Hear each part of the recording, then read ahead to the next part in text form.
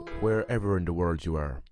Welcome to the Health Zone Show with Mícheál Ó Mathúna, where with each episode I explore interesting health and well-being topics with a thought-provoking guest. These topics can range from nutrition, relationships, spirituality, finance, creativity, mental health and much, much more, so that you can live a healthier, happier and more authentic life. Guests on the show vary from health experts, spiritual teachers, finance wizards, sports legends, to ordinary people with extraordinary lives. Find us on facebook.com/The Health Zone Show, or you can also join our Facebook group, The Health Zoners. We're also on Twitter, Instagram, Pinterest under The Health Zone. Check out our new updated website, www.thehealthzoneshow.com, and at the moment you can receive a free copy of my latest ebook, 7 Ways to Boost Your Overall Well-Being when you join The Health Zone.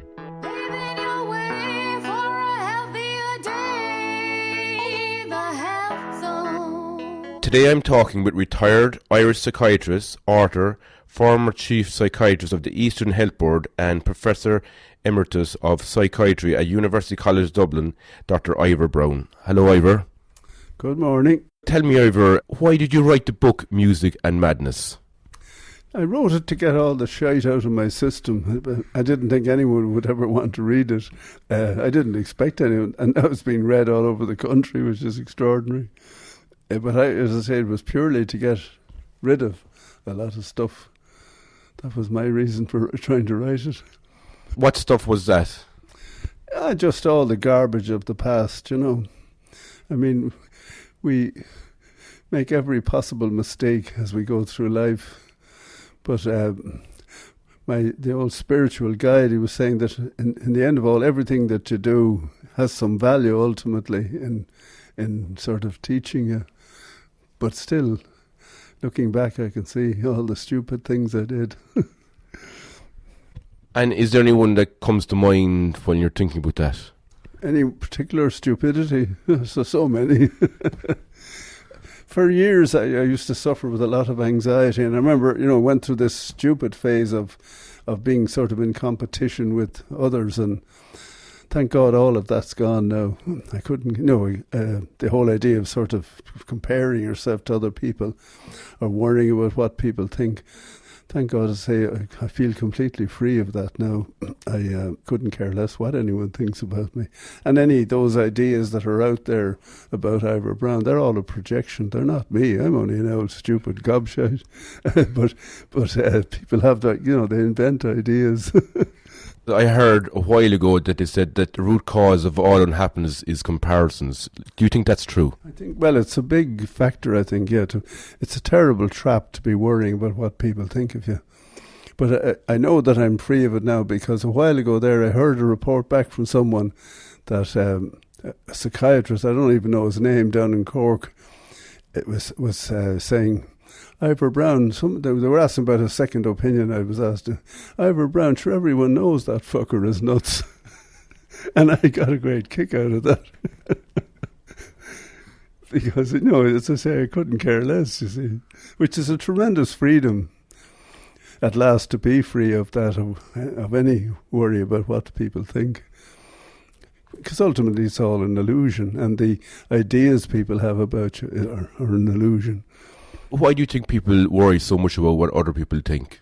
It's just a very unfortunate way of seeing life. And of course, with the social media now, it's got infinitely worse, because all this nonsense, mind you, I never have looked at it, even at Facebook, I had cornflakes for breakfast. I mean, this is the ultimate stupidity. And, because it's accentuated that whole notion of putting out ideas or messages about yourself and what people think of it. Thanks, Ivor. You say your memory of childhood was feeling of loss and being miserable. Why was that?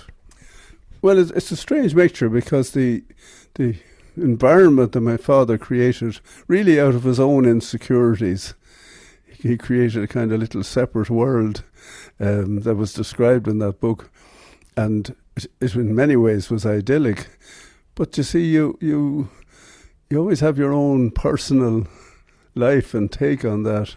And while he did all that, he also was very clear, as I think I probably said in the book, that I was a mistake, that they had only intended to have 2 children, but say he had a few jars one night and got in the window, and I was the result. So I grew up, and I think that's one reason why I felt so sort of lost in the early years, being told and feeling that I was a mistake, that I shouldn't be there, which is not a great confidence builder.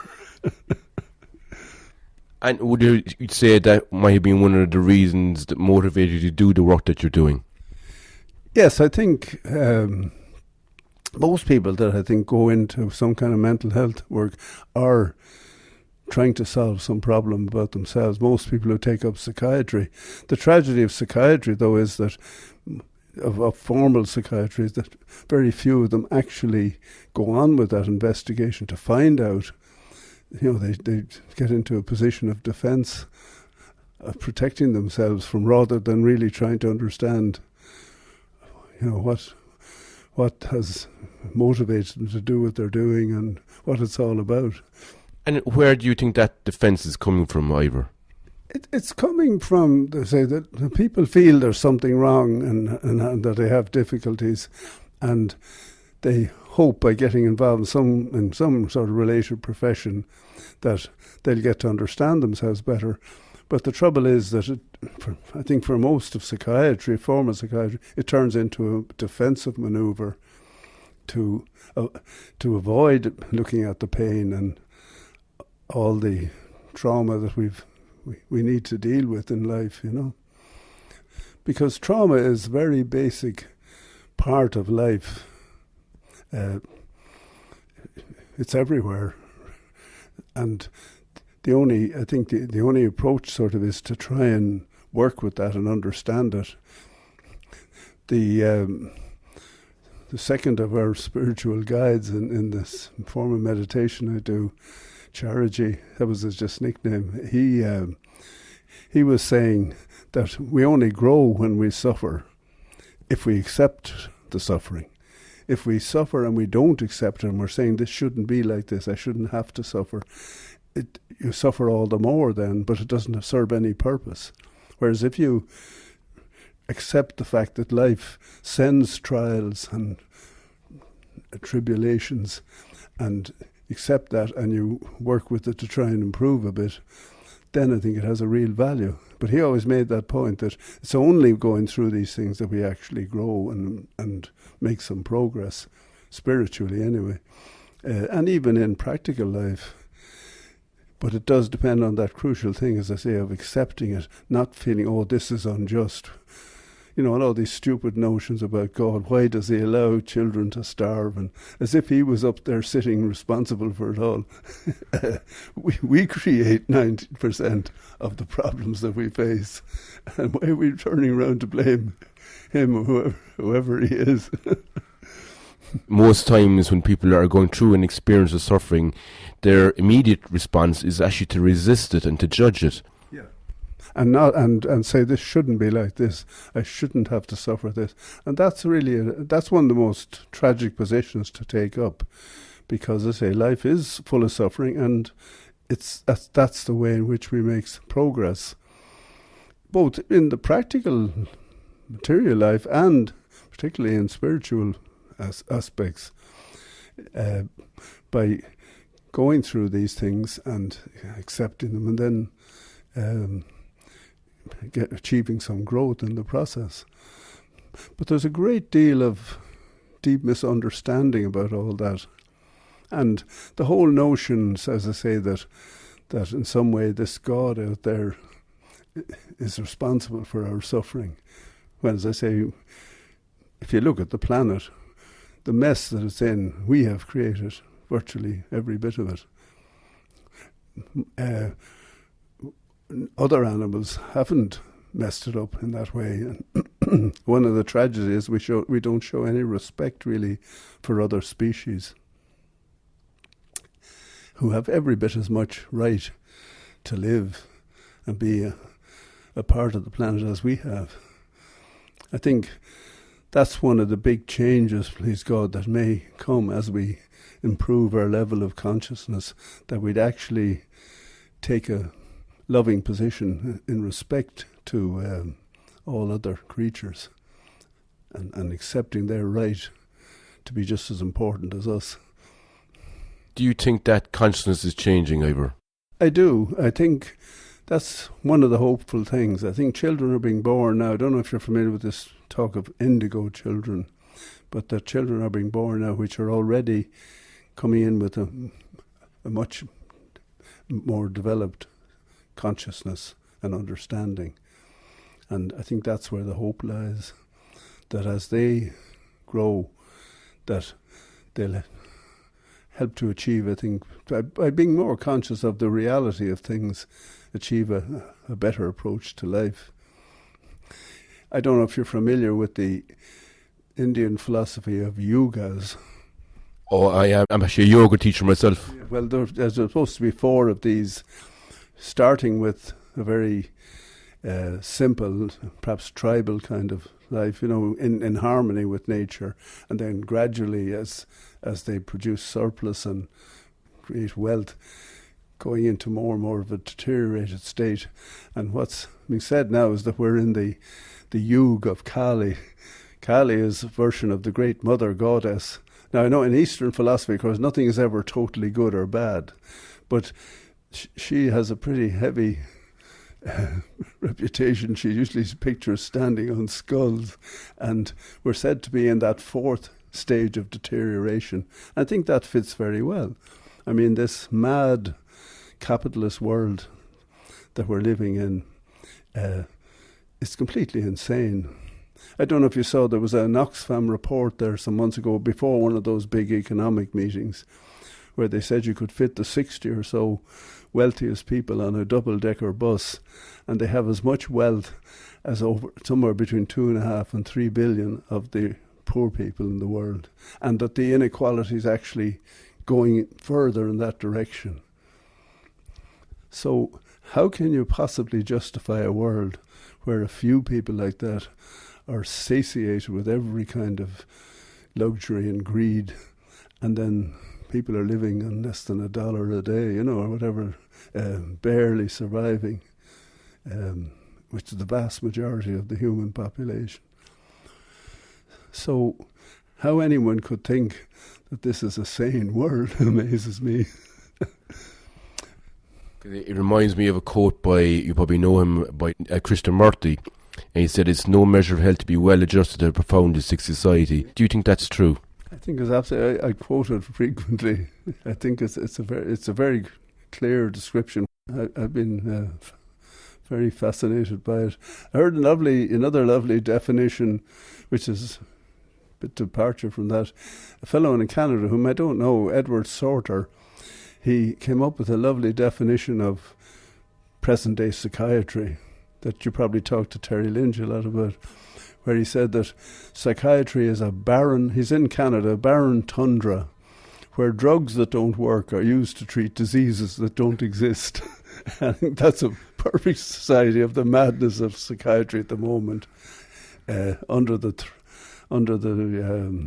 control of these big pharmaceutical companies, dishing out these various forms of poisonous drugs. Say somebody gets diagnosed and labelled with a mental illness, and what often happens is we seem to point the finger at them and judge them for where they are and what's happening with them. However, in shamanic traditions, when say a person gets a mental illness, they ask themselves what are they collectively doing or being to create this? What do you think of this approach? What are we doing to create it? Correct, yeah. Yeah. I think that there's great sense in that. I was involved with these conferences of the sort of outreach division of the Tavistock, where they developed a whole system that was started by Wilfred Bion, of a sort of group laboratory. And the critical stance in that, there's all sorts of group therapy, but it's mostly about the individual in the group. But this is an actual, it's like a like a pressure cooker tank of trying to understand how groups function and how they make us behave as individuals. It turns the question around, so that when any issue comes up, instead of asking why is that person behaving so stupidly, you ask what is the group doing to put that person in that position. And there's great wisdom in that when you start to look a bit deeper. When you look at a person, say, with a mental illness or a so-called label disorder, what approach could we use in looking at that wisdom? Well, there's this big example, as I say, of the group or society around that person, very much usually putting them into that position. And of course we have this habit or all the time of projecting the parts of ourselves that we don't want into others. I mean, give you a good example of this from years ago. I was asked to see a woman over there, and I was doing, consults in Vincent's Hospital. And I was asked to see this woman because her blood pressure was going up. But when I sat down with her and she started to tell me, she had been admitted into Grange Gorman, St Brendan's, where I had worked. I hadn't met her there. And her husband was a roaring alcoholic. He sat all day in a pub down here in Renel, I think, actually. And I remember sending the medical students out to look at him and to see the peripheral neuritis, and the legs across, the leg hangs straight down. So he was in the pub all day. When he did go home, it was usually to get money off her. If he didn't get it from her, he went and got it from his mother, or he'd beat the two of them up. But she then was admitted with depression into the hospital. And the reason I remember this so clearly is that an odd time when he had to go out somewhere with her, he used to walk on the opposite side of the road. This was his alcoholic, because he didn't want to be seen associating with the mental patient. That seems to me to sum up a whole world of what we do with people and how we literally drive people mad. My old friend R.D. Lang was very good at that. I don't think he got everything right, but he was very good at seeing how we put people in a position. He used to say things like, if you had one good friend, you wouldn't ever end up in a mental hospital. Don't know if you ever saw that interview he did in The Late Show years back in 1983. It's really worth watching. It's very funny. But he made that point. All those forces are going on. That's why, as I say, that Tavistock method of looking in that way is turning the question around always. I remember, I'll give you a good example. We ran a rather smaller conference one time, and a rather elderly nun it was a mixed group of various business people and all kinds of people coming. There were only in this one about 30, but this nun appeared, and it was after the Vatican Council. And she was behaving in a most annoying sort of twittering fashion. Why can't we, like she was at a vicar's tea party, why can't we all be nice to each other? And everyone was a bit pissed off with her. But in the group I was in, because they have small and large groups, when this came up, there was another younger nun. I said, to make an interpretation, what is the group doing to keep this woman in this position? And at first, of course, you always get angry denials. We're not doing anything, it's her. But after about 10 minutes, this younger nun said, I have to own something. When I came in, I saw her, I said, she's the type of one that won't take part in, this was after the Second Vatican Council, won't take part in the changes and sing with guitars and things. So she admitted that, in other words, and as soon as she said that, this is the interesting thing, it unlocked that older woman. And she went up then to the large group and blasted them from a height of the way they'd been putting her in this position. And there's a lot of wisdom in that way of looking at things. I don't know if I'm making it clear. It is. What's come to mind for me, Ivor, is you look at the sicknesses and the diseases in the world. Would you think, or do you think, that we're collectively and consciously creating that? To an extent. I mean, you can't go overboard completely. You get things that it's hard to understand, like a young person getting a sarcoma where they have to have a whole leg removed. That doesn't fit a picture of us in some way producing that. But when you look at common forms of cancer like breast cancer and look at heart problems, then you can see, of course, how the way people are living, literally you can see it producing that condition. I actually got into a state, then I stopped it because it was getting upsetting, where I'd be going around the supermarket and I'd say I'd be getting 5 years, 3 years, because you could see the face getting bloated and red and the blood pressure starting to go up. And then we talk about a heart attack. As you know, there's this false idea that something's attacking from outside, when in fact the way we're living, people spend 20 years drinking gin and tonic lunches and greed and all the stress to produce that heart attack. You know, but we went overboard this idea, and even the word attack, in other words, the notion that there are forces out there that attack us and create these things, when in fact we create them ourselves. A wonderful insight in that, I think, and I don't know, people don't seem to have really taken fully in. Oscar Wilde, who had such wisdom behind it all, with the picture of Dorian Gray, where he took the life of the person and put it on the picture, and it became more and more horrific.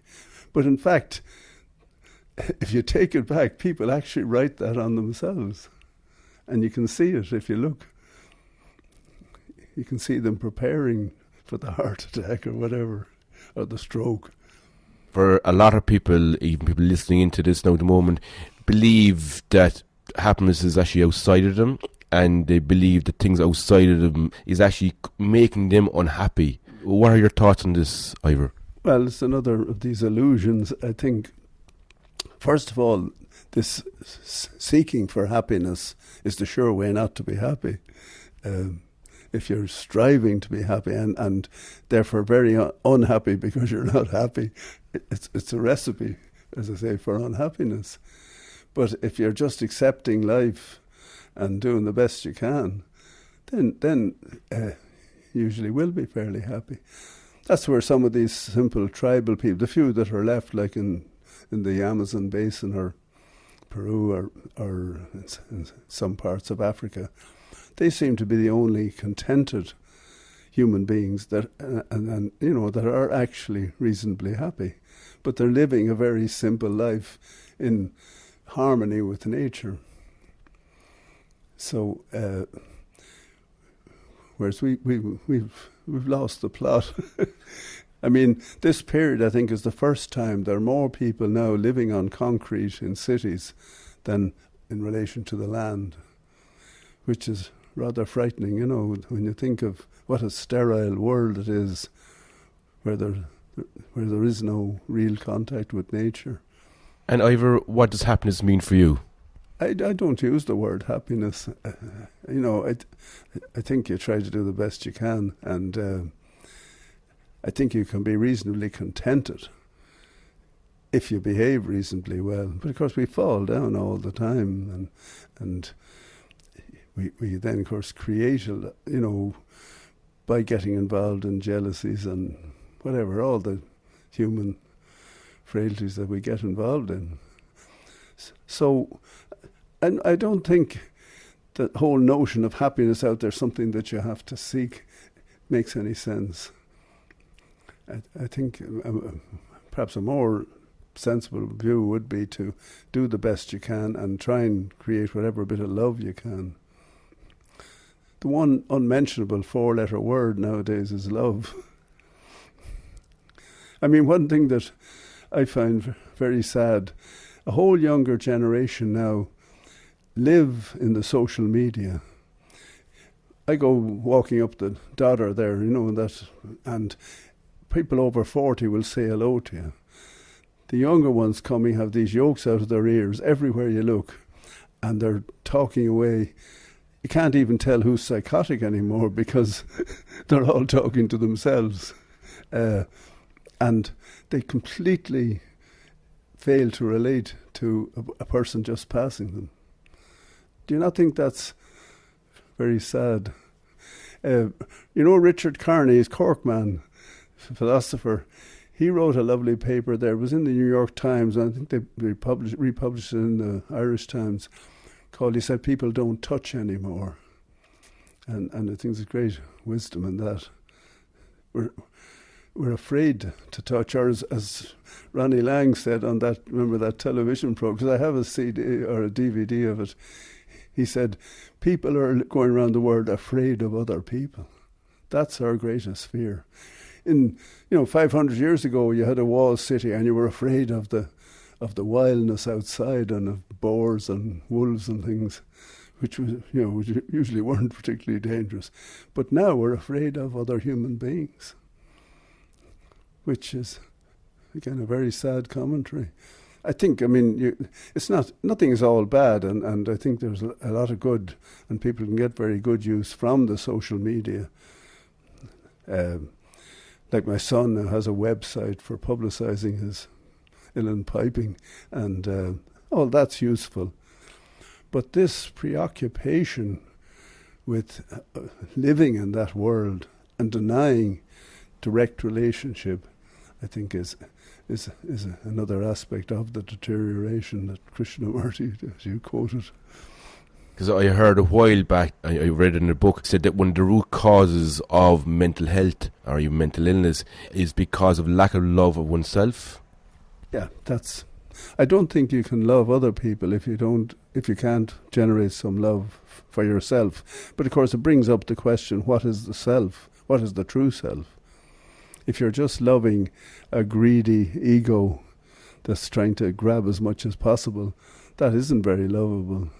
But behind that there is a self that in fact isn't totally personal, as Carl Jung would point out,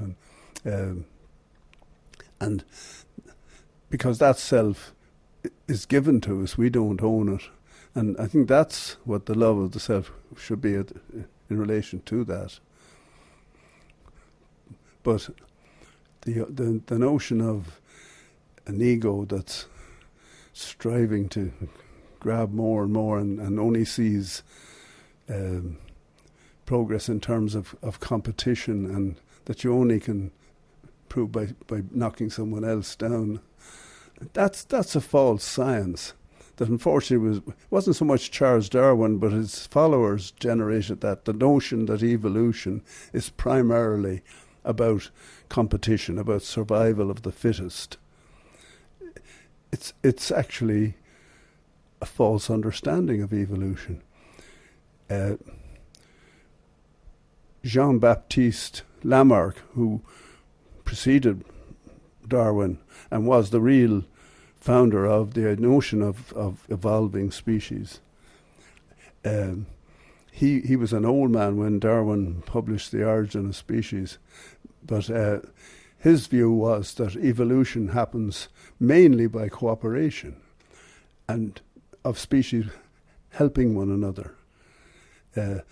So if you put it in percentage terms, probably 80% of evolution is about cooperation. And the reason human beings have done, if you like, to survive so well is because we learned the trick of cooperating early. Because in relation to most large animals, we're very weak.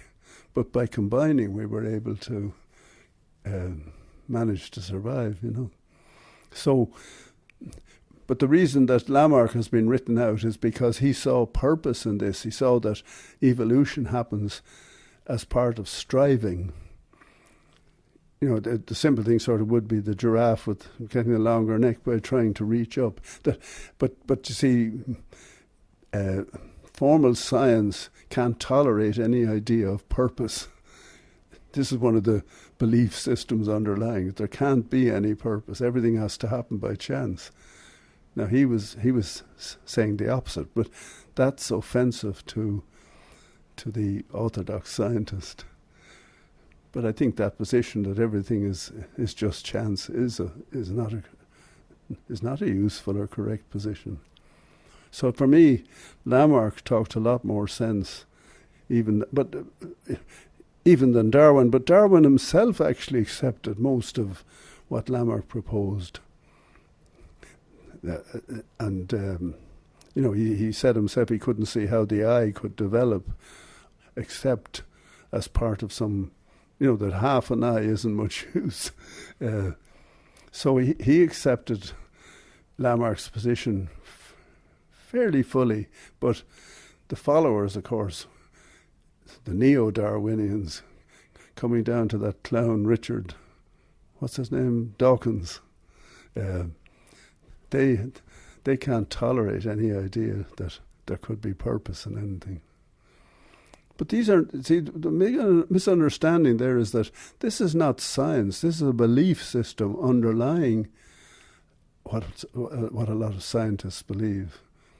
It isn't actual science itself. A lot of good work is done in science, but the belief that there can't be any purpose, that's not a scientifically demonstrated statement. It's simply a belief system. Rupert Sheldrake wrote a very good book, The Science Delusion, where he took 10 of the beliefs in orthodox science and turned them upside down into a question, and then showed how you could show how false they were.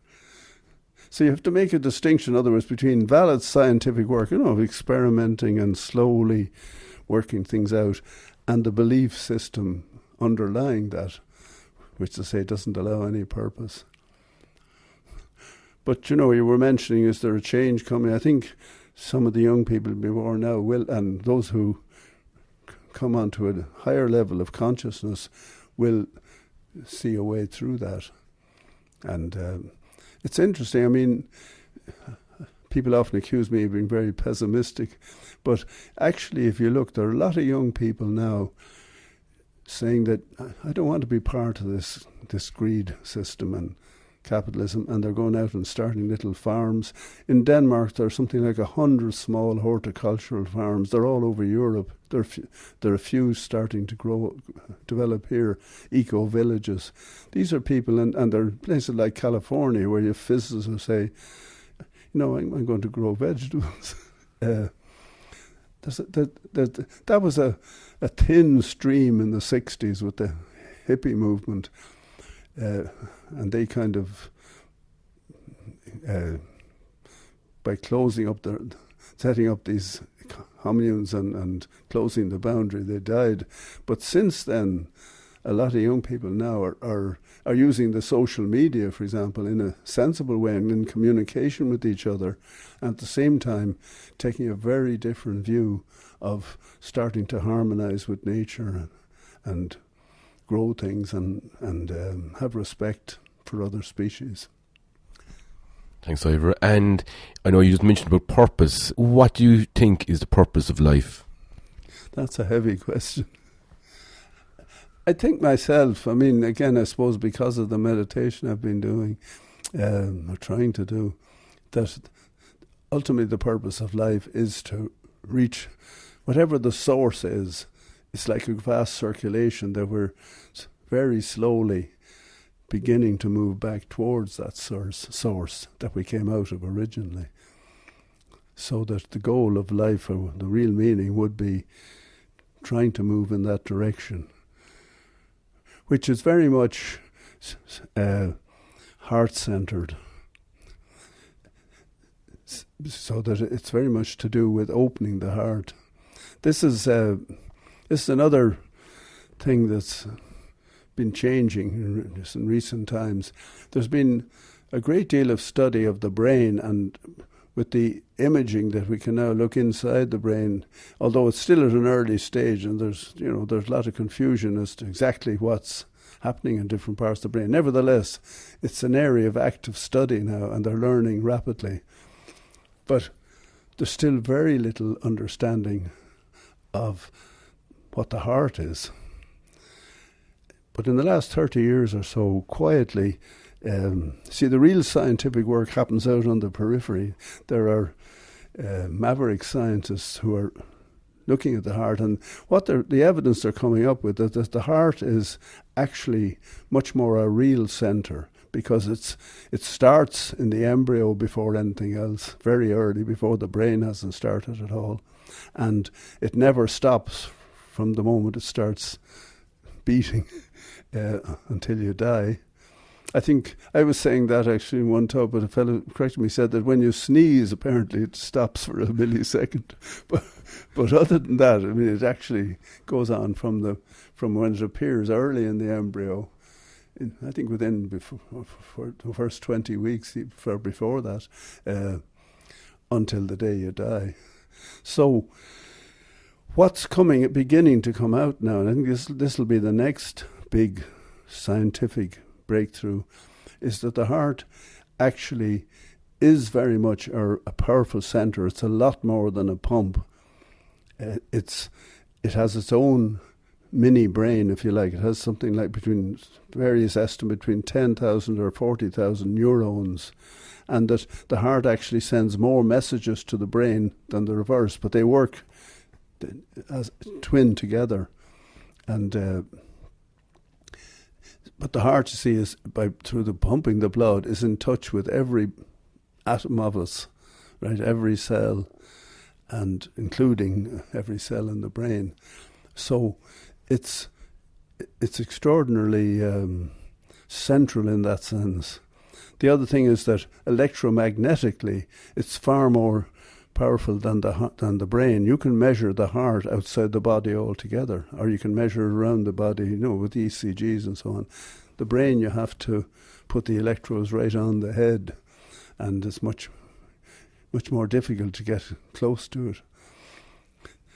I don't know if you're familiar, the Dalai Lama has been dialoguing with a number of scientists. As part of that work, he sent a few monks. There's a group of Tibetan monks that go very deep.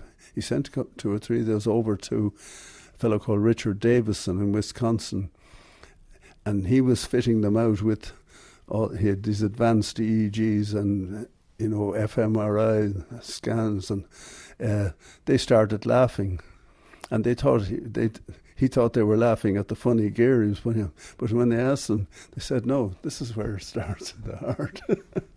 So they're aware of the centrality of the heart. So I'm just mentioning these things because I think we're on the verge of a number of real breakthroughs with an expansion of consciousness that we'll see a different kind of reality, or perhaps a truer view of reality than we have been up to now. Because of the espousing the neo-Darwinian notion, that life is all about competition, that's really been the scientific background of colonialism and of all this greedy capitalism. The notion that you find happiness by grabbing as much as you can. I remember before the crash, a fellow came to me one day depressed because another gent down the road had got a bigger car. It's hard to fathom the stupidity of things like that. They say the longest journey is from the head to the heart. Do you think this is true? It takes a lot of work, I think, to work and open the heart, and it's only when we do that we really then make we can get touch of direct experience with the very subtle energy that's coming out from whatever the source is. I don't like using the word God, but the source that started the creation, but is also immanent, and that there's transmission coming from that all the time. But if we haven't worked in terms of meditation and cleaning out all the garbage to open the heart, that bounces off us. But when the heart opens, then you can have direct experience of that very subtle energy, the most subtle energy that exists, which is what they call transmission. They often use light as a comparison, but light is far heavier than that very subtle energy that is coming from whatever the source is all the time. But as I say, it's bouncing off most of us because we haven't opened the heart. So that's the sort of view I do. You were asking what's the meaning of life. That's something to do with what I see rather dimly. But it's interesting that if you can get into some of that experience, it's not dependent on the senses. Almost all our experience is dependent on the 5 senses, feeling, touch, sight, hearing. This bypasses all that because it comes in as direct experience, which I think is quite interesting. I know in your talk in Cork you mentioned about a cleansing practice that you do. Could you speak a little about that, Ivor? Yeah, well, this form of meditation is called Sahaj Marg, which simply means Sahaj, natural. Marg is a word you see in street signs in India for a way or a street, a natural path. But the most recent guide who's now working has accentuated this emphasis on the heart. It's always been heart-centered, and he's now very actively pushing what he calls heartfulness, and saying, like, we don't have to be doing that meditation. You could be going to Mass, but you could still go into heartfulness, which is really a way of sort of demonstrating and getting people to actually begin to feel the difference between just meditating and then actually receiving that transmission, that very subtle energy. But the cleaning is a very critical part of that system. In terms of the daily routine, like you meditate in the morning, but in the evening when your day is done, you spend half an hour simply making the thought that all the impressions of the day are going away backwards.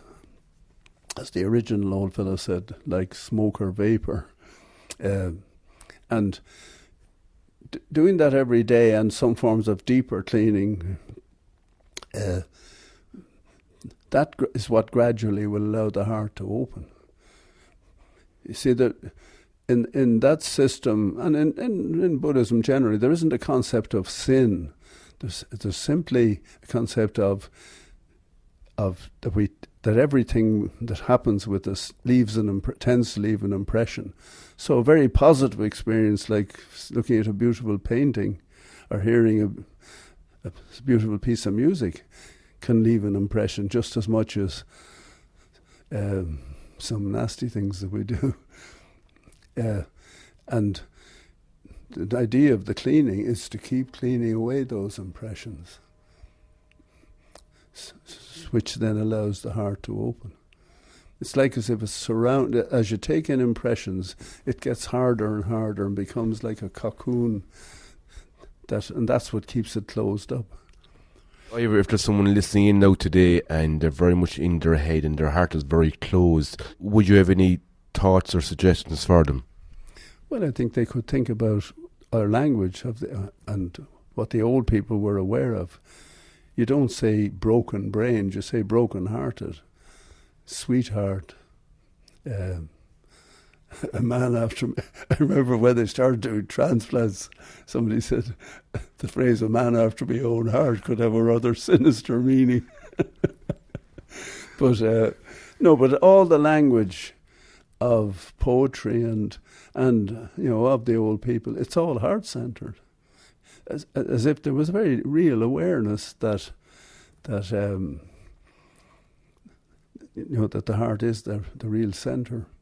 There's a very good documentary by an English fellow, though an Irish name, David Malone, and he goes, he does a documentary going around interviewing various people, like he was interviewing a fellow in the British Museum and who was looking at the ancient Egyptians used to have a weighing scale of weighing the heart against a feather, and it was very much a central thing for them. So he, in that documentary, he goes around interviewing various people, and some very interesting work coming out. But all this is relatively recent. I'd say in science, even literally people like Norman Deutsch, who's done great work in study of the brain, and Ledoux, they don't mention the heart. They haven't got to it yet. But it's coming.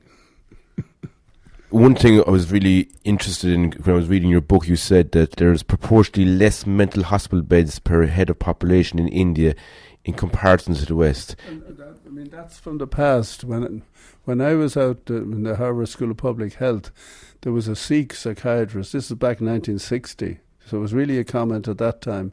And at that time, for a population under 3 million in the Republic, we had 20,000 mental hospital beds. In India, for a population at that time of over 600 million, they had 20,000 mental hospital beds. Now it's changed since. Most of the old hospitals here are gone. But then there was all this debate then, did we have more schizophrenia than elsewhere, which really is a bogus concept. I think what actually happened was that when we, in the early 19th century, we had about 8 million people here, most of them abjectly poor. And then with the series of famines and the Great Famine, that moved down rapidly to down 5 million, 4 million, and eventually under 3 million. But in the middle of the 19th century, they built all these big mental hospitals for a population of 8 million.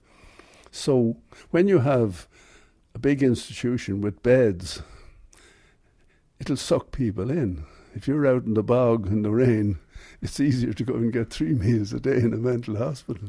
So I think that was much more the reality of why we had so many people in mental hospital. There was a point back at around the 1960s, that was the time I was looking at this, when 1 in every 100 people in Leitrim, Roscommon was in a mental hospital. It's an astonishing figure. But that has changed, and in that sense you could say there's been some improvement.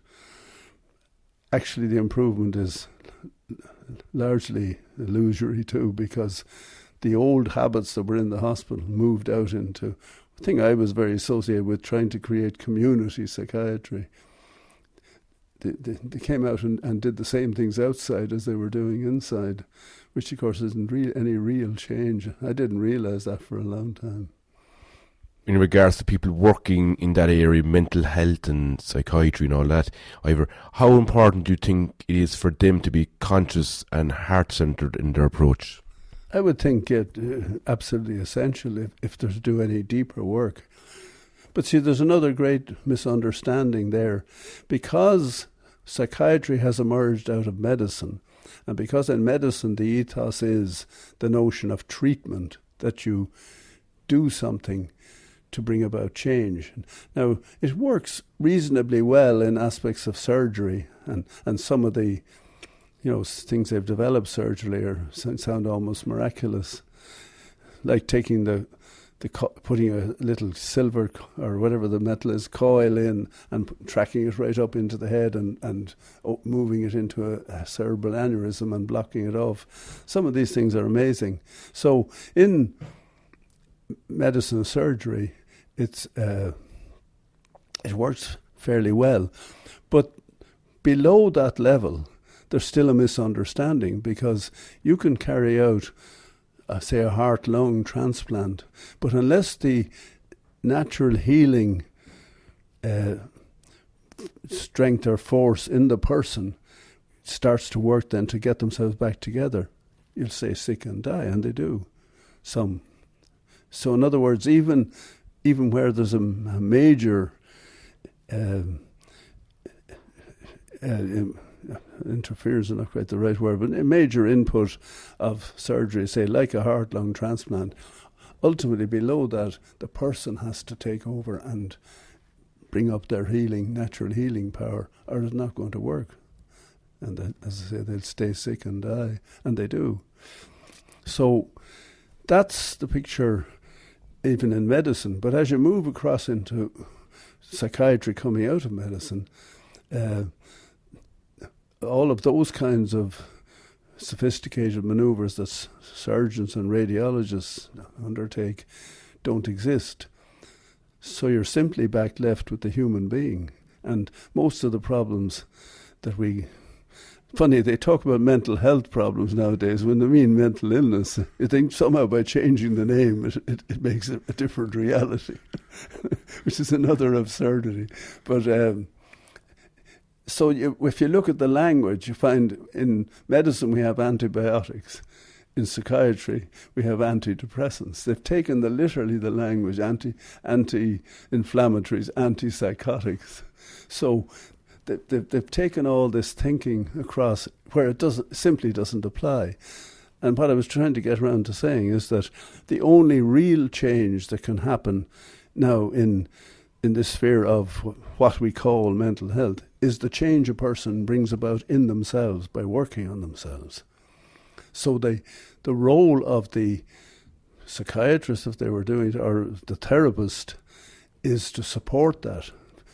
There are many problems where a person can't do it on their own, and they can't even understand it clearly. So they need the support and help of someone who hopefully is professionally trained to help them to come to wrestle with that problem. But they still have to do the essential work. And to my mind, that's the deepest misunderstanding of the whole thing. It's not about doing something to a person to bring about change, which gives rise to things like electric shock treatment and all the drug treatments. It's finding ways to support and assist the person in bringing about change in themselves. So it's a combination that they have to do the work, but very often, in the majority of cases perhaps, they can't do it on their own, and they need the support of someone who can perhaps see it more clearly, who has some training to support them and help them in working at that. And Ivor, what role do you think personal responsibility plays in all of this? Well, I mean, if it's to do with the work a person does to bring about change, then obviously that rests on personal responsibility. That's what it's about. So it's as simple as that. You know, there's always a combination there. We need to achieve reasonable independence, and that's what development and growing up is about. But we also depend very much on interdependence. There's a difference between being in a dependent relationship where you're sort of sucking off someone else to solve your problems, and being in an interdependent relationship where you have two people who are relating or loving each other but are essentially managing their own responsibility.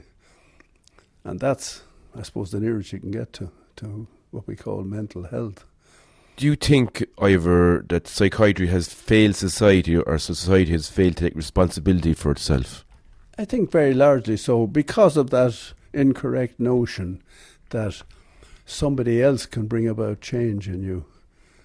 I mean, I think that's where the real misunderstanding lies. That so that a professional taking the model of medicine and surgery can do something that changes you. And that's why you end up with something like what they call ECT, you know, producing an epileptic fit. It's an illusion. I mean, now that there's a lot of problems of side effects of these drugs coming up, some of the psychiatrists are now saying, we need to go back and start getting more people having ECT. They're not changing. They're still not getting the idea that the person has to do some work. And I think all that this ECT, which is, you know, giving an electric shock that produces an epileptic fit, which, if you like, is kind of like giving a laxative and clearing out things temporarily, but it doesn't change anything. All the set of the personality, all the behaviours and all that person is, will reassert itself. So I think beyond creating a little confusion and temporarily, therefore the person not seeing all their problems, the whole thing is an illusion. And yet this is what they're now embracing. You know, particularly some psychiatrists who see the unsatisfactory nature of particularly these antidepressants. What comes to mind for me, Ivor, you probably heard of this before, but it says a definition of insanity is doing the same thing over and over again and expect a different result. You're doing something, it doesn't work, and then you think, if I keep doing it, it'll work. You know, it's another absurdity. So if you're going to bring about a different result, you'll have to do something different. What would be your vision for a therapeutic community that provides a warm, loving, human context where a person can grow, develop in a healthy lifestyle and be able to manage themselves, Ivor? I think there'll be differences there. You see, you have a sort of subgroup of people who tend to be naturally introverted, and they use absurd terms like Asperger's syndrome, but people who tend to be a bit introverted and sensitive and find out sometimes difficulty in social relationships. These are the young people who will tend to become psychotic because they hit a reverse in life, either in terms of trying to relate or in terms of failure of some kind. And for example, if you fail the leaving certificate, and this is really what psychosis is, if you can change reality to say that you're John Q from outer space, or you're Jesus Christ's brother-in-law, or you have a message for the Pope, then your self-esteem can rise. But of course you've departed from the ordinary consensus. So in the old hospital ward, you always had someone who was Jesus Christ or who was Lord Nelson, whatever the culture happened to bring up. I remember hearing a story about a hospital in Edinburgh where they had a patient there for years who thought he was Lord Nelson. And then someone was admitted who also thought he was Lord Nelson, and we're, what the hell do we do with them? So somebody said, well, let them stay together for the night. And the next morning, the new fellow said, I'm not really Lord Nelson, I'm Lady Hamilton. It was so that's, I think, to me, the essence of what psychosis really is you create a reality that will allow you to feel you're more worthwhile, but it's at the expense of departing from the general consensus, so other people don't accept it. And you end up or in the old days, in a back ward, thinking you're Jesus Christ. Would you say it's a way of coping, say, with either their trauma or surviving the world they're in? It's a way, but it's really essentially a counterproductive way, because it's creating an illusion that others don't accept, and it's creating a world in fiction without doing the work. I remember, just an example, at the time when I had to start this Irish Foundation for Human Development, we were getting a lot of money from the Bank of Ireland, and the fellow came in one day and he said he was St. Joseph because his name was Joseph. And at the point where he was there, the governor of the Bank of Ireland, because we got nearly £1 million punts or whatever they were at the time from them, called on the phone. And I used that. I said, like, you think you're St. Joseph, he thinks he's the governor of the Bank of Ireland, but the two of you have to put the trousers down and have a shite every day. And there isn't any, one is just as much a delusion as the other. And it was very, he saw it then and accepted some change, that he didn't have to be St. Joseph. So, the idea of being the governor of the bank is just as much a delusion as the psychotic statement of a schizophrenic. It doesn't actually alter what that person really is. I know one of your approaches for helping people is holotropic breathwork. Could you tell me a little bit about this, Ivor? Yeah, well, I haven't been engaged in that in recent years. This was something that Stan Groff developed. And, he put a name on it. Essentially what he did, and he said this himself, is he took the various things that tribal people do. They either have some form of dance, of body work or massage or whatever, something of that kind of body manipulation and some form of breathing. And so he took these the things that most tribal societies do carry out, and to create a catharsis every so often to clear the atmosphere, and brought them together and called them holotropic. But that's essentially what it is. But so I worked with a sort of modified version of that for a good many years when I was in Grangegorman, and we took over the old Protestant church. And the minute you could work with 12 or 15 people on the one afternoon, using this combination of strong breathing, and of course, in the various esoteric forms of meditation, breathing's always been very central, and some body work, and people would go into their traumatic experiences therefore bring about some resolution. Does it help that individual to release that trauma from their body? It does, but there's a whole lot to be said about that. You see that, and I don't know if we can get into that now. When you're faced with some deep trauma, the simplest way to think about it is think about loss rather than abuse or all the other things. So if you lose, as a small child, you lose your mother or a grandmother that you love, you're usually not given the opportunity to grieve. You know, small children don't often go to the funeral. So in effect, they feel the loss, but they've no way of experiencing it, so they freeze it. Most of the work with trauma is to do with things that were too much to be able to experience at the time, and therefore they were put into freeze. So they're in you now, but they haven't actually been experienced or have gone through the emotion that would naturally accompany that. And the work, therefore, in whatever method you use, whether it's holotropic or other things, is to activate that and release that frozen thing so that the person now can actually fully experience what that traumatic event was. And so they may know. I'm thinking of one particular, say someone whose mother died 10 years ago, and they know intellectually that happened. But when they go into the experience, it comes as the mother actually having just died. And I remember one very graphic thing, a woman like that whose mother had died 10 years before when we were working in the old church. And when the experience came forward, as far as she was concerned, her mother had just died and she wanted to go out to arrange the funeral.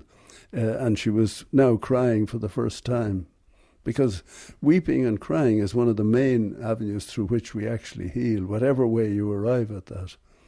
Is there a way to know if a person has an unreleased trauma or pain? Yeah, you'll find various signs. You'll find usually that because they've been traumatized and then had to, in some way, what we call dissociate, split the personality, they're living a very constricted life. I remember one person who came to me who felt he had no memory below 10 years of age whatsoever. In fact, that's very often the key. There's something that the person said, I don't remember hardly anything of my childhood. And of course, but the reason they're not remembering is because in freezing whatever the trauma is, they have to freeze the general experience of that childhood. So when it opens up, then you find out all the detail. What I call this is the frozen present, that it's gone into freeze, but when it comes, it doesn't come as, oh, now I remember, because you remember already. It comes as the actual experience that's just happened, and with all the detail that goes with that experience, which you don't get in ordinary memory. So essentially the job is bringing that forward so the person experiences in whatever way, and then it gradually moves from the present into the past and becomes part of memory, which is our long-term memories, are a record of the past of our life. We are our memories in that sense. And Ivor, what has been your level of success in healing people or helping people to recover from mental illness and using this approach? I think where the person embraces the work that has to be done and has the courage, and it's very painful, to go through all the pain associated with whatever that traumatic experience is, then you can see a very fundamental change, and they tell you how they feel free for the first time in their life, you know. But it doesn't always successful, because it depends on the willingness of the person to actually go through all of that. And of course, I find now a major problem in the middle of that is that they're already now on antidepressants, because someone has given them this absurd title of bipolar or unipolar depression.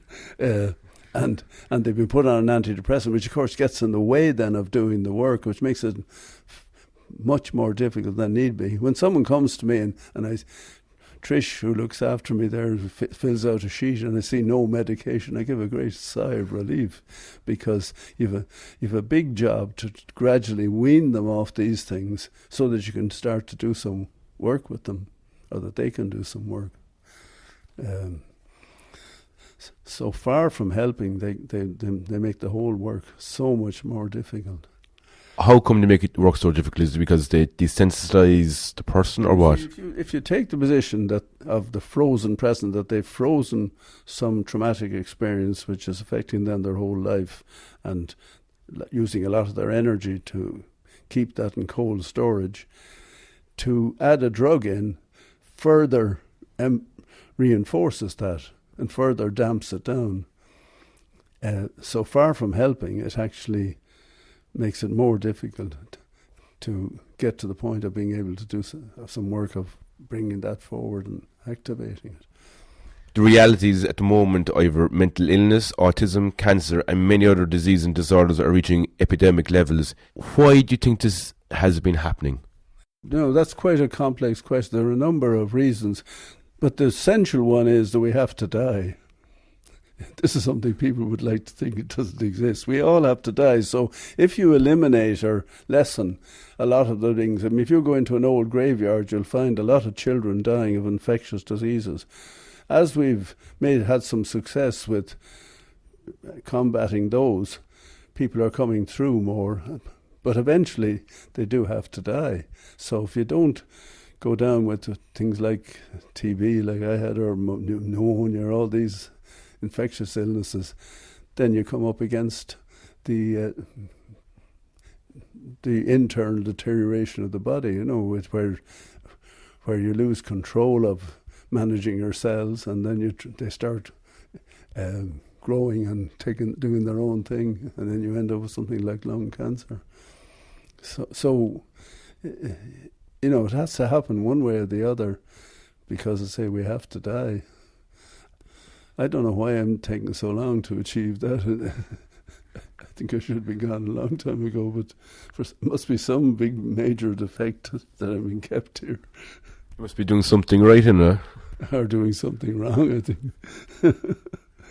But you see, there's a lot of misunderstanding about cancer too.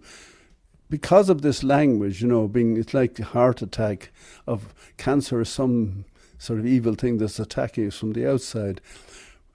We have something like between 50 and 75 trillion cells in us. That's a million. So we've literally billions of these cells that are us. And once we develop and become a human being, these are all little living creatures that once were amoeba in a pool, and it's still the most common form of life that exists. We exist on a bed of bacteria, and we've incorporated some billions of these. Now, once we're there, whether we like it or not, we have the job of managing those trillions of cells. And most of us get on with that reasonably well, but as we get older, our ability to manage and keep them all doing the things they're supposed to be doing in terms of our structure, liver and lungs and all that, some of them can break free. And of course then they start growing. So far from cancer being unhealthy cells, these are cells that are now producing and doing their own thing, but it doesn't happen to fit with us. So they're actually very healthy cells. But the trouble is they're not behaving as part of our management system. And therefore they start growing and can then fill your lungs and then metastasize all over the body. So that's essentially what cancer is. It's a failure of our part to carry out this management of this enormous orchestra of cells that we have to maintain health. And that's why if you get someone like Ronald Reagan, as soon as they cut off one bit of a cancer, it generated another, because he was falling apart. And he wasn't able to manage all this multitude of cells. So that's, to my mind, essentially what cancer is. But our thinking has become clouded. there's a lot of history in that. In the 19th century, Louis Pasteur demonstrated pretty, as near as you can ever demonstrate anything, that bacteria didn't clearly yet know what they were, but that they could turn wine sour and that they could cause infection. And the whole of medicine therefore swung over to the notion of combating these evil bacteria, and it still comes out in all our ads. But alongside Pasteur, in the same century, almost, within a few years contemporary, Claude Bernard was an equally celebrated physiologist, but his focus was on, as distinct from demonizing the bacteria, his focus was on he wrote a book called the milieu intérieur, our internal milieu, our management system. In other words, he was the grandfather, if you like, of immunity. But he wasn't listened to. He was eclipsed by Pasteur's thing, and the whole of medicine swung over to fighting these attacking creatures, except that you're really you're fighting yourself, Whereas, and what's happened now, and that's why we're at a very interesting phase now in medicine, is that the antibiotics through misuse, have largely failed. There are very few coming on stream, and by misuse we've turned a number of relatively harmless bacteria like Staphylococci into monsters. These like MRSA. So we've created ferocious bugs now that are causing real devastation, and the antibiotics are failing. So medicine is now fairly rapidly swinging over back to Claude Bernard, that we have to find ways to strengthen our immunity. So things like training viruses to combat cancer and so on. So that's a fundamental shift that's beginning to happen in medicine now. A lot of it still not fully conscious. In China, you continue to pay the doctor for as long as you're healthy and you're well, and you stop paying then when you're sick. Do you think a model like that might work in Ireland and elsewhere in the West? I don't know how far it even works in China. I think it's some extent to kind of mythology, but I think essentially it's saying something sensible. That we're far too dependent on the notion that doctors manage our health. Because if the intrinsic part of health, including what we call mental health, is your self-management, then to hand that over to anyone is already putting you on the road of sickness. Because this is the very definition of what it is to be healthy, is where you're in a state of management of these billions of cells. If you try to project that out to a doctor, you're already actually moving into the field of sickness, because you're giving up your essential job, which, as I say, is to manage yourself as best you can, often with help. So that's why, I often think that the antidepressants, starting with the Prozac stable, which should never have been released, it was a complete criminal scam. But anyway, all that generation of antidepressants, although the drugs themselves are damaging in the sense of interfering with our proper self-management, the message that goes with them is far more lethal than the drug, which is that when you start to feel depressed, you have to hand over to someone and something to change that, rather than manage it yourself. Now, there are conflicting messages. You notice that all over the place now people are saying if you exercise and improve your diet and sleep better, that in fact it'll have a major role in combating things like depression. So that message is out there. But at the same time, you have this handing over. And now you have, as part of capitalism, the most powerful transnational companies, the pharmaceutical companies, which, like the big capitalist companies, are already damaging the planet and putting it in, real danger. But the pharmaceutical companies are attacking us inside. Most of the others are attacking the planet outside. And that's highly dangerous and lethal, and we've handed over enormous power to them. Psychiatry is largely like a handmaiden of these drug companies now.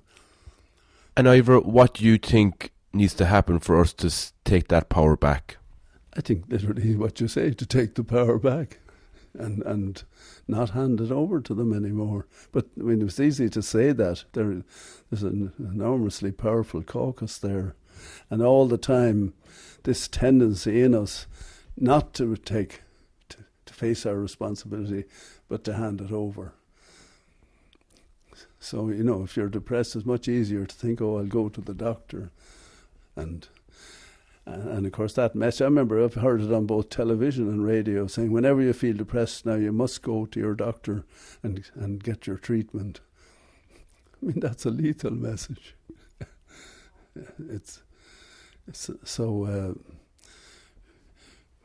We're all the time trying to ditch the responsibility we have to take for ourselves and each other, hopefully in a loving way. And do you think, Ivor, on a collective level, we're actually giving these people our power? Yes. Simple as that. It's just part of this all that we've been talking about, handing over functions that we desperately need to take responsibility for.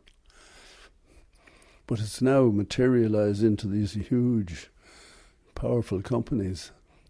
I mean, you won't get any, if we were to cut down, for example, if all the psychiatrists tomorrow morning use the amount of drugs that I've had some very psychotic people, and just to reach them, an antipsychotic can be a bit, for a time, useful.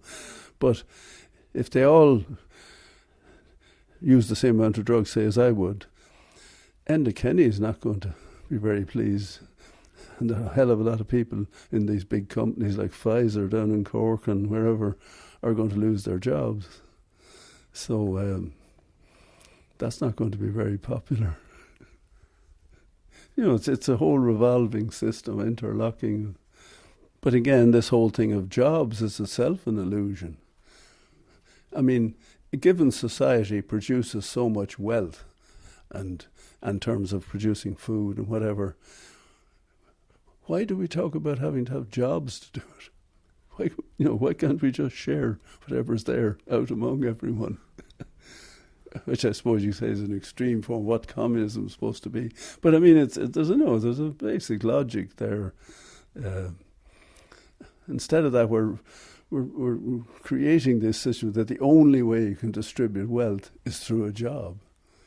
And you end up with things like the bus strike today and all the absurdities of these negotiations. And I mean, there's so much there. And there are systems around the world. There are attempts beginning to happen where people do exchange barter systems. So as a psychotherapist, I might give some psychotherapy and they might give me some potatoes or whatever. And there, in parts of America and other parts, people have been trying to operate some of this quite successfully. And farmers' markets and all this kind of stuff. So there are various forces trying to develop things in different directions. It just hasn't come together yet. Just like the realization of the heart hasn't come yet fully. But I think I feel very optimistic. I think whatever happens, whether we move into a big period of destruction now, that what will be left will be a much more hopeful, simpler society, which won't move back to the original yuga. It'll move on to a new version of tribalism, if you like. And where do you think it needs to start? Does it need to start on the grassroots, ground-up level, or does it need to start from the top down? I think the only real change is to start inside yourself.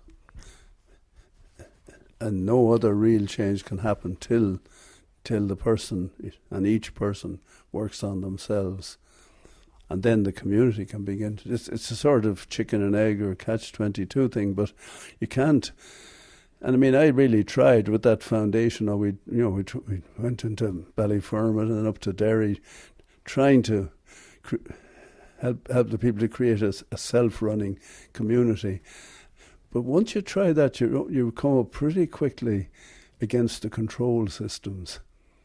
And you realise how controlled society actually is by these forces. And I remember as a specific example where in 1 week, 4, I think, of the power system came in to complain, into the health board to complain about me, of the interference in Ballyfermot. Education people, health people, the police, because these are the ones that control and run society. And they don't take kindly to the idea that people could run their own lives. The reality is if people did step into that power, there might be no need for these people in the first place. But to be the controlling. Yeah, it's that circle.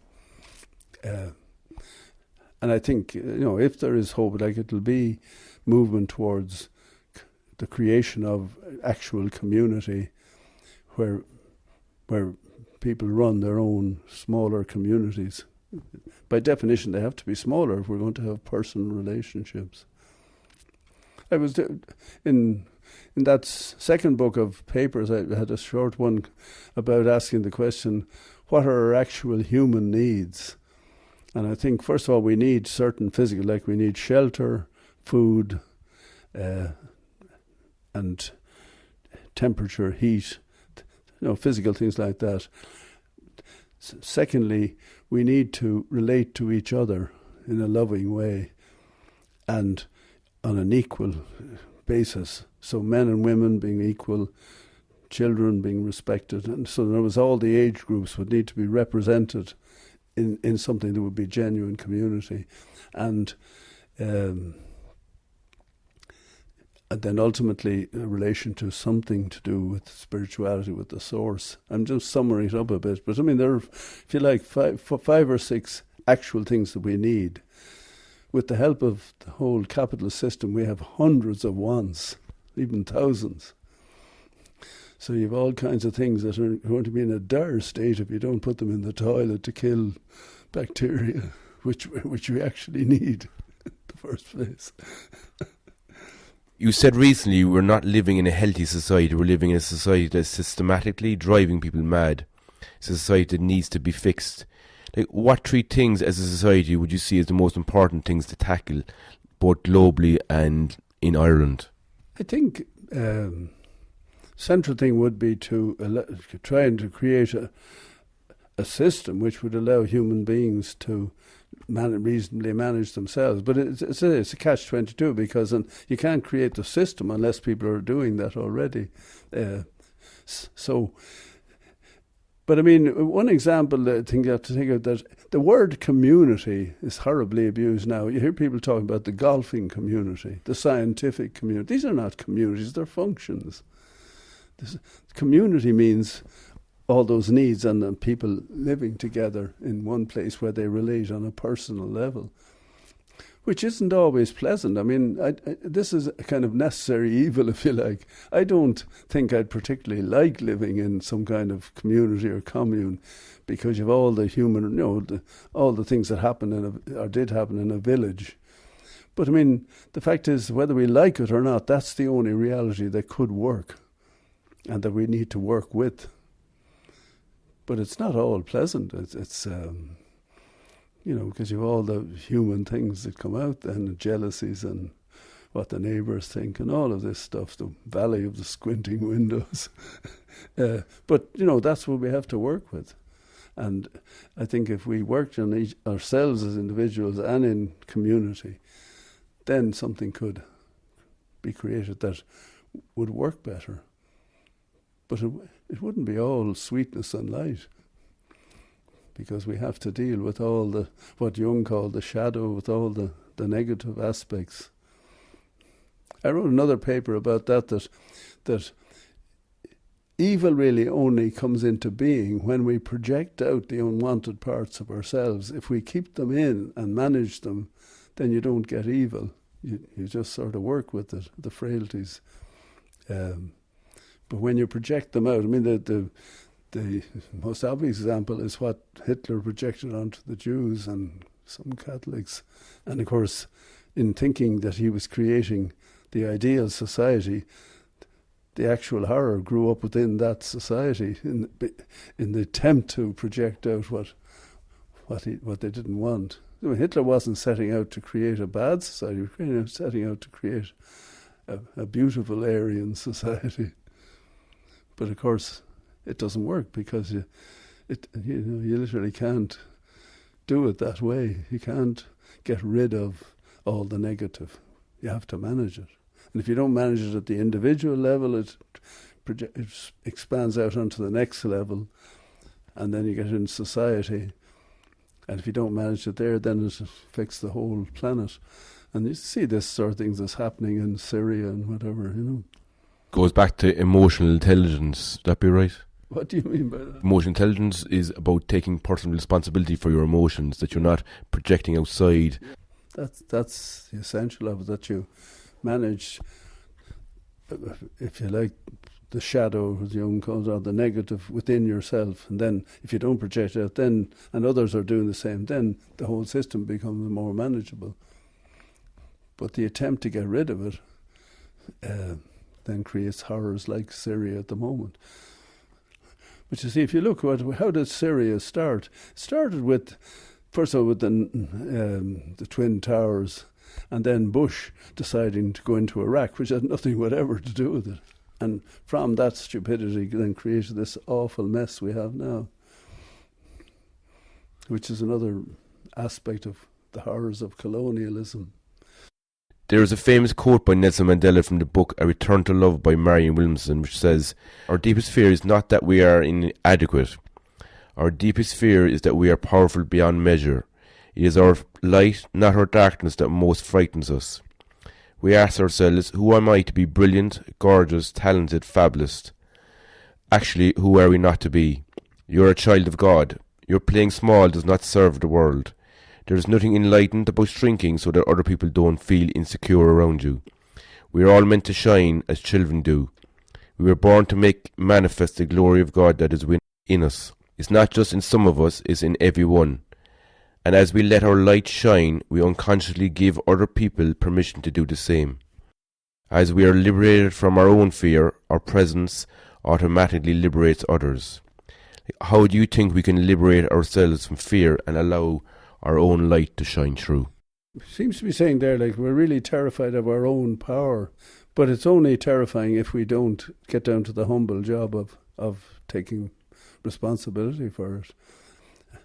And I mean, Mandela was a wonderful demonstration of that he turned what was a hateful system into loving when he was in prison, which is essentially the sort of Christian message that Christ tried to bring forth. And it's there all the time. The only way we can really deal with hate and all this, what we call evil, is through love. And I think his life was a living demonstration of that, really extraordinary. So you have a few wonderful people like him, like Gandhi, like Buddha himself, and Jesus Christ. Thanks so much for your time today, Ivor. I really appreciate it. It was a real pleasure talking to you. You're a bollocks.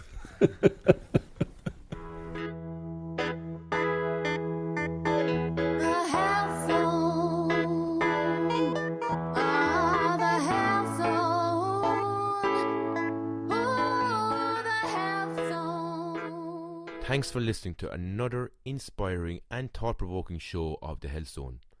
I'm Mícheál Ó Mathúna. Just to remind you, you can find us on facebook.com/The Health Zone Show, or you can join our Facebook group, The Health Zoners. We're also on Twitter, Instagram and Pinterest under The Health Zone. To gain further invaluable resources on health and well-being, go to our website www.thehealthzoneshow.com. When you're on there, join The Health Zone and you'll receive a free copy of my latest ebook, 7 Ways to Boost Your Overall Well-Being. Finally, I would love to hear any feedback you may have on the show, and even if there are any particular guests or topics which you're interested in, please email me on tunein@thehealthzoneshow.com. Until next time, this is Mícheál. Thanks for listening, and I wish you a very healthy, happy and authentic week.